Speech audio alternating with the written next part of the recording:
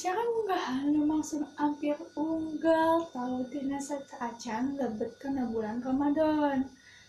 Dina bulan puasa kamari, rancangan teh bunga ngeunaan unggahan sareng ngajakan unggahan di bumina. Ngan di dieu abdi teh bingung. Naon sih unggahan teh?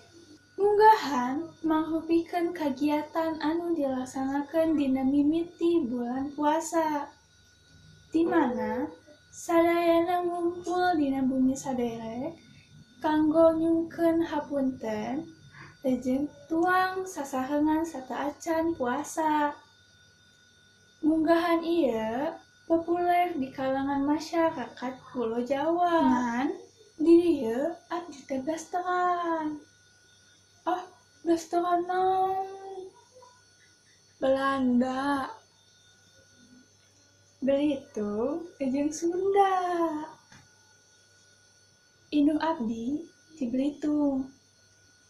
Anu pastina henteu terang nanaon ngeunaan unggahan ieu. Lamun bapa urang Sunda asli sih. Sok ngajakan abdi sareng kaluarga ngumpul dina bumi nini sataacan puasa. Ngan bapa teh henteu nyarios eta nu disebut unggahan teh. Eta sebabna satos hirup 17 tahun abdi nembe terang naon unggahan teh. Di rancangan kelas deui. Dina grup chat WA abdi teh naros. Naha aya anu ngajakeun unggahan? Unggahan teh naon sih?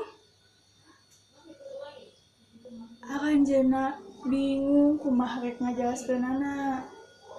Ngan tungtuna mah kajawab unggahan teh ngumpul sataacan puasa cenah. Saseurna kagiatan anu dilaksanakeun nalika unggahan teh ngumpul sareng tuang tangtosna mah.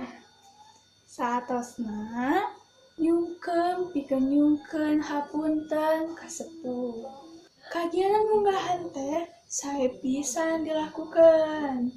Sabab ngempelkeun deui kaluarga satos papisah sataacanna. Teras ningkatkeun komunikasi oge antar kaluarga. Anu panginten henteu boga waktos pikeun ngalakukeunna unggal dinten. Janten unggahan ieu lah mamana.